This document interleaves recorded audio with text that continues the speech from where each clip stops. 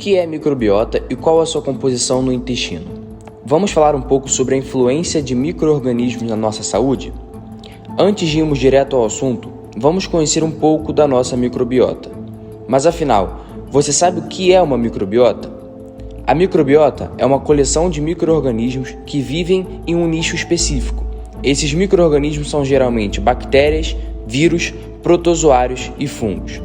Não são ETs, mas são diferentes formas de vida que nos habitam. Em várias partes do corpo, como pele, trato gastrointestinal, ouvido, nariz, boca, estão em todos os lugares do nosso corpo. Em humanos, 386 das espécies identificadas são estritamente anaeróbias e, portanto, geralmente são encontradas em regiões mucosas, como a cavidade oral e o trato gastrointestinal. Estudos notaram a assinatura microbiana específica de cada país, sugerindo que a composição da microbiota intestinal seja moldada por fatores ambientais, que estão também relacionados à dieta e possivelmente pela genética do hospedeiro. Além disso, deve ser notado que microbiotas que diferem em termos de composição podem compartilhar algum grau de redundância funcional, produzindo perfis de proteínas ou metabólitos semelhantes. Essa informação é crucial para o desenvolvimento de estratégias terapêuticas para modificar e moldar a comunidade microbiana na doença. Quanto à coleção de micro-organismos que vivem, ou seja, colonizam nosso trato gastrointestinal, são a nossa microbiota intestinal. Existem muitos fatores que influenciam no desenvolvimento dela na infância. Um desses fatores, por exemplo, é a dieta, não só na infância, mas ao longo da vida do indivíduo. Tanto a microbiota intestinal quanto as de outras partes do corpo desempenham um papel fundamental no que tange o desenvolvimento de doenças relacionadas a micro-organismos. Além disso, a microbiota contribui para a maturação do sistema imunológico. Outra característica dela é a capacidade de manter a homeostase metabólica e do sistema imunológico, além da prevenção de doenças por outros patógenos. Mas afinal, sabe qual é a real dimensão do que estamos falando? O trato gastrointestinal é o foco do assunto. Para ter uma ideia, ele é a maior interface entre o hospedeiro, fatores ambientais e antígenos no corpo humano.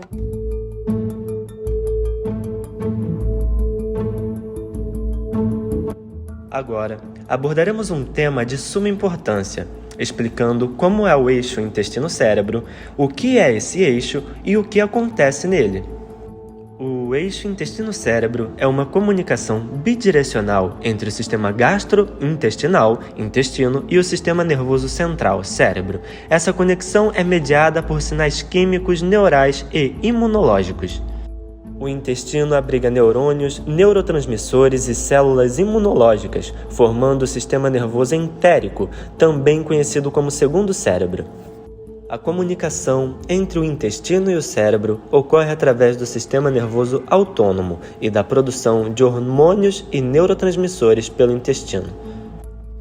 Com isso, torna-se importante entendermos a importância deste eixo, visto que distúrbios do eixo intestino-cérebro, como a síndrome do intestino irritável e algumas doenças inflamatórias intestinais, podem afetar negativamente a função cerebral e levar a sintomas como ansiedade, depressão, fadiga e problemas de memória.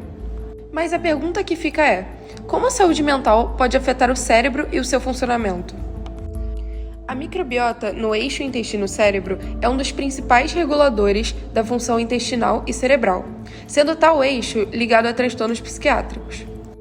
Sendo assim, o eixo intestino-cérebro caracteriza-se por uma comunicação bidirecional entre o trato gastrointestinal e o sistema nervoso central, sendo um sistema vital cujo desequilíbrio pode resultar em alterações diversas no comportamento.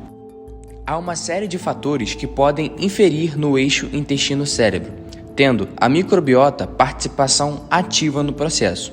Por exemplo, a dieta demonstrou ser um dos fatores mais críticos que modulam a composição da microbiota intestinal e, portanto, o cérebro e o comportamento. além de afetar o humor em indivíduos sem transtorno de humor.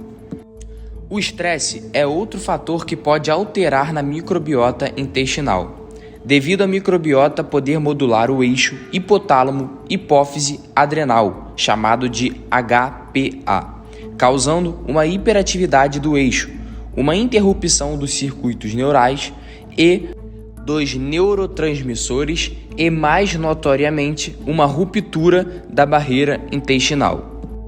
Com cada vez mais evidências de associações da microbiota a infecções gastrointestinais, foram feitos estudos que mostravam que os microbiomas variam entre os indivíduos devido à diversidade genética. Esta variação pode ser agrupada em 3 tipos chamados enterotipos. Cada enterotipo é caracterizado por uma espécie bacteriana dominante, como bacteroides, prevotella ou ruminococos. O enterotipo de uma pessoa é determinado pela composição de sua dieta. Por exemplo, dietas ricas em carboidratos tendem a estar associadas ao enterotipo prevotella, enquanto aquelas com alto consumo de proteína estão mais propensas ao enterotipo bacteroides.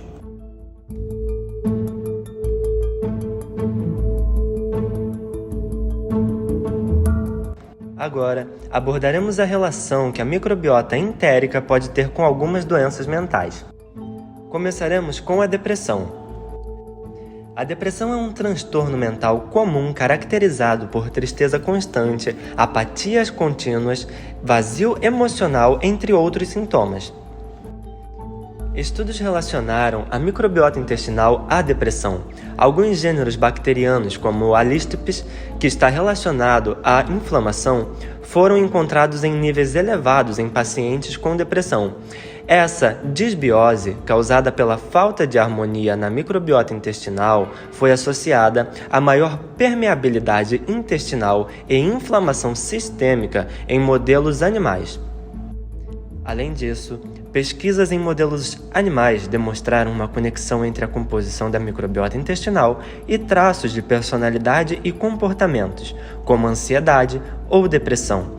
Transplantes de microbiota intestinal de indivíduos com diferentes perfis comportamentais resultaram em alterações comportamentais correspondentes a esses perfis. A seguir, falaremos do transtorno do espectro autista. O transtorno do espectro autista é uma condição do neurodesenvolvimento caracterizada por comportamento não convencional, dificuldades de comunicação e construção de relacionamentos, além de apresentação de respostas de hipo- ou hipersensibilidade a sinais sensoriais e ambientais. No entanto, nenhum desses fatores é capaz de explicar completamente o distúrbio. Estudos mostraram que uma alta proporção de crianças com transtorno do espectro autista apresentam sintomas de desequilíbrios gastrointestinais. Além disso, alterações na composição da microbiota intestinal, incluindo desequilíbrios nesses filos, foram observadas em pacientes com o transtorno. Essas alterações levam a mudanças de compostos que são importantes para a manutenção do equilíbrio intestinal.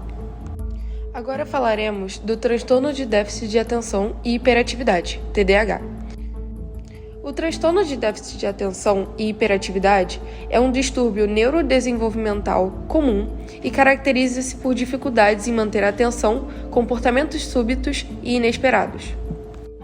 Estudos mostram diferenças na composição da microbiota intestinal em indivíduos com TDAH em relação a indivíduos que não possuem um transtorno.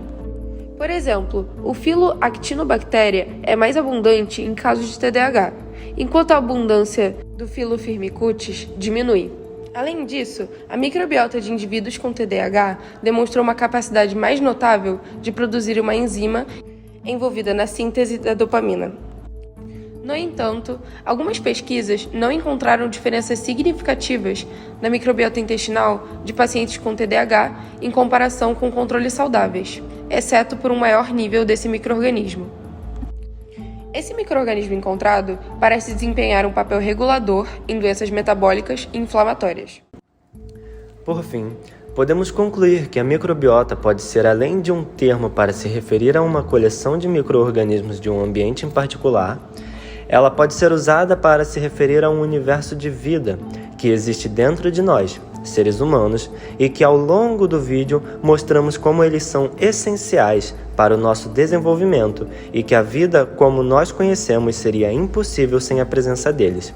Contudo, vale ressaltar a importância da compreensão do termo holobiontes, uma vez que, muitas das vezes, assimilamos esses micro-organismos somente a patógenos, doenças ou algo maléfico.